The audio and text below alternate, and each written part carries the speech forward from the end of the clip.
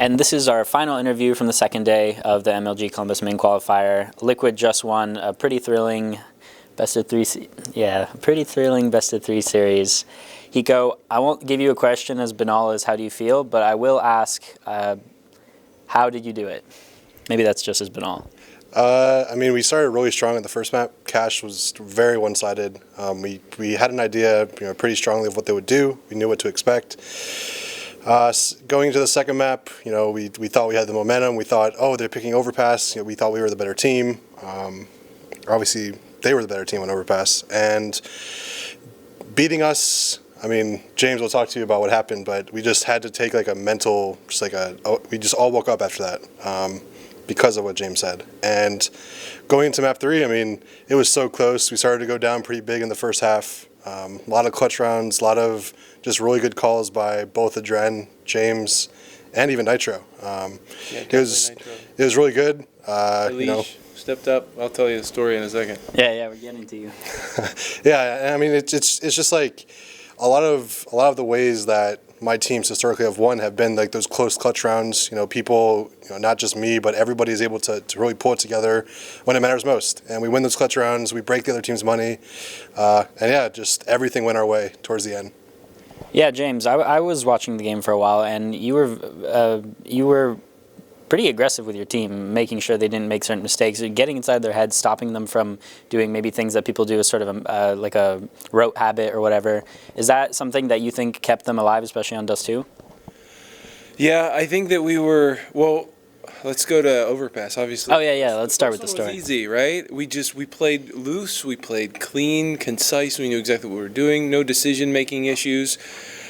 And it was, I felt like I loaded them up with a set of fundamentals that were completely disregarded on the second side because of arrogance, because of I felt like they had a lot of room to play, and I was very upset at the team in the sense that I don't think I say this, they just didn't, they just had a lot of room to play with, and that's what happens in an experienced play. Like we have this retake, they jump on it, they were all showing themselves, they're peeking without flashes repeatedly. Like I would say, okay, if we just don't do that again and we just wait, what we did against VP and we do our retake that we talked about, we'll be fine. And then boom, it happened again and it happened again. So it was like different spots, Sasha coming in the team, Eric doing a different role kind of. It was mind-blowing. But then we started on T side, right? Or Dust 2. And we were fine, and then we hit some rough patches, and I could see Nitro freeze mentally. He's never in-game led, right? First LAN in-game leading that I know of. He literally froze in the sense that he was kind of looking for Eric to really call, maybe somebody else. He was just like I don't know the answers, and then I just kept repeating a phrase. What makes you feel good? What makes you have fun? What makes you feel good? What would be fun? What would just be fun to play? And he was just like, let's just do this strat, and he just like freed himself up, right? And then I just kept like be scared and kept prompting, and then guess what? EliGE started calling. He was just like, hey guys, on dead calm, he was like, hey guys, I see these guys have 2 flashes and a smoke. You guys should probably XYZ. So we kind of followed Nitro, but it was just so I just constantly asked Nitro like, what time do you want to execute? Where do you want to go? And then that was just coach. It was. So tired. Okay, Hiko, Adren, I remember one criticism that was said about his calling, not necessarily his playing, was that maybe he would, I think it was that he panics, or that maybe he had the control over the game, but he didn't exactly know how to lead the people. Was he freed up from that in the sense that he could play better? Because he played phenomenally, and did that, because he didn't panic like that, did that free him up to do so? Yeah, I think one of the main issues that he was pretty clear about is if he was going to play with us is that he didn't want to call. So we kind of started off with having Nitro doing everything. I know Simple didn't want to hear Adren call. And then towards the end, Adren just started calling loosely. And I think even when he wasn't calling and even when he was starting to call loose, he actually played very well. I have to say, thanks to Adren for coming out here and playing with us for another tournament. Yeah. And I will say, when I contacted him to play, to even see if he'd be interested again, I was just like, hey, man, we both know that the community is a new set of communities, young. They don't understand the pressures that put in-game leading for fragging. Some do. Some people say, oh, you still should. It shouldn't affect your game. Some people are better with those boundaries than others. Eric is not. The moment he doesn't, he just focuses on the game. He plays great. So I was just like, come show NA, let them know how good you are. And he was like, sure, man, that sounds like, that's how I wanted to join, Liquid in the first place. I was never supposed to lead. I was supposed to be DAPS, and that didn't work out, and then I got stuck with the burden. So obviously, anytime a guy is asked to come play at a major qualifier with people that he likes, he's going to jump on it. I'm really thankful that he did. Okay, so speaking of maybe not the community, but speaking of one thing that the community also is sort of hungry to hear about, Sasha was quite emotional at the end, and I guess the thing that I want to ask about that is, it's understandable coming where he's come from and his age, but what do you think, or rather, do you think that his performance was like a chicken egg or the egg question? Like, do you think it was the performance that was leading on that emotion, or do you think the emotion was impacting the performance, or just any thoughts about it? I think it went a little bit of both ways. I know in one of those last runs in Dust 2, when it was like EliGE 9, that 2v4, he took his headset off, and I think at that round he started crying. So, definitely, I mean, the guy moved from a foreign country to LA, left all of his family behind, all of his friends playing behind. Playing his former team, like one of them. Playing his former team. I know he didn't play up to the level he wanted to, but I still think he played great.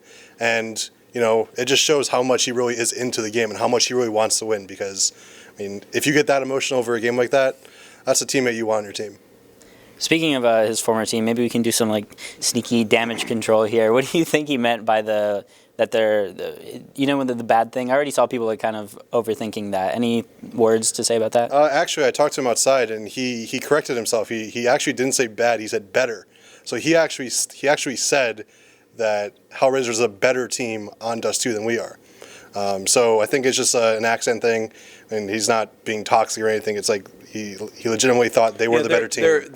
Yeah, that's what he was trying to say. He told us we had to be careful of him playing Dust 2 because he knew that was their best map, and we have the 70% win rate on it. We know that, so yeah. So I didn't hear him say that, but that's not what he said to us earlier today. So he might have just had broken English with it. Did you ever specifically direct your guys to avoid Oscar at some point in the game, or play around him? I mean, it's generally you avoid ops. I mean, that's just what you do. So Oscar ops, so avoid Oscar. We didn't do that, but if we did it, it was just something we saw him, and then I just coaxed them. No, to go the other way. Yeah, I mean, towards the very end of the game, like, we literally were just holding around waiting until we heard him take a shot or heard him scope, and then we actually went the other side. Like, almost every single time. Like, if he was long, we knew, okay, we're in the mid B. Did we avoid him a bunch? Like, is that what happened? He was just constantly rotating? That's what I think was said, that, like, you guys, towards the late game, were kind of always going where he wasn't. Yeah, no, I mean, exactly. Like, I would fake long. If he take a shot long, we'd instantly go into mid B. If he picked mid, we knew that he wasn't going to play long, so we went out long. So, yeah, I mean, anytime somebody that good, like Oscar, and he's on fire, like, you definitely don't want to go to him, especially when he's opping. Like, it's so hard to trade against a good opper. So, yeah, definitely that's what we did. So, Dust 2 was the most memorable map, of course. If I could ask you what a round that you probably will remember for a long time is, would you have an answer for me? I have 2 rounds. There was the one round, me personally, I was in like a 1v3 in the A site, and I know now that the 2 guys that were coming from Cat both had like 1 HP. So I killed the first guy, killed the second guy, jumped down spawn, I burst fire glocked at the last guy. And then obviously that 2v4, I think I ended up killing 3, and then EliGE with that incredible 1v1 where he had like 10 health and he just outshot the guy that was in spawn. Like, it's rounds like that that just wins you How games. insane was that? Seriously. I saw it from afar. Oh my goodness. By the way, James, maybe I saw some people a little bit confused about what's going to happen now with the who plays at the major thing. Maybe some people haven't read up. Like, explain that a little. So the rule works if whoever you play with at the minor, you have to play with at the minor qualifier. Whoever you play with at the this qualifier, you have to play with at the major. So that's we're playing with adren. Yeah. Okay, so they're playing with. what your question is and what people are asking are the same things we're asking ourselves. Who's in-game leading? We're trying to figure it out, okay? Yeah. Like, I'm part-time. We're still figuring it out. Like, I'll move back. We can hire an in-game leader, and then I'll just be the coach of the I don't care. I'll just do whatever they ask me to do. But you got Nitro definitely won't do it again. Like, he doesn't want to probably. I don't know. Maybe you might have had a breakthrough, but I don't know. I know going into today, he definitely was very opposed to it. Yeah. He already like threw out the possibility of having adren just call today completely. So maybe we can kind of coerce him into calling a little bit more, seeing how it works. If not, maybe I'll try to do it. Maybe we'll have EliGE try to do it. Maybe we'll have James try to do it. But yeah, I mean, our individual skill on this team is so high, and I think most people in NA are considering us like on paper, the best team in NA. At least skill wise, I hate that title and it ruins our team. Please stop calling us that because they play like total jerks and I want to cuss more. But seriously, you get entitled, then you don't have discipline. I don't even want to start on a rant. Like, just no, we have to earn that. That's just not something given, and it's just totally stop calling our team that, please. It's just awful. Speaking of earning it, does that mean that you guys are going to start training with adren throughout this month? Is he? I mean, it's not like, and isn't that going to impact meshing with? Okay, we're at the beginning of the idea. So actually, right after the major for DreamHack Masters in Malmo, and we are definitely using Kusa. So the question is, what do we want to really prepare for? I mean, we have a lot of ESL matches when we get back home. We have SIVA matches. And most likely we're going to be using Kusa. So. Most likely we'll be using Kusa. Maybe like a week before we'll try to use adren a little bit. Okay, and final question. You guys, I don't know if you're going to be back here watching tomorrow. Your brethren from NA probably will. I hope they go. Yeah, do you think there are chances for more North American teams to advance? Okay. We got kind of cut off. He said credit to people play as a team, but let's just wrap this up. Are there any sort of anything that you want to say? I mean, sometimes we've done the sponsor grind. You've called me out for that, so maybe that's what you want to do. I mean, obviously, you have to thank the sponsors that make this all possible. Obviously, Liquid, very, very supportive. I've been nothing but pleased since my time here. Obviously, shout out to all my fans, all my Hika homies, and shout out to my mom because I love you, Mom.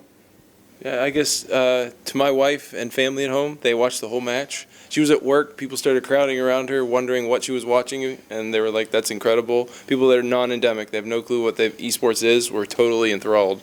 So, and all my family at home, thanks. All right, guys, so that concludes day 2 of the MLG Columbus Main Qualifier. 1 more day, 3 more teams for the major. Keep watching.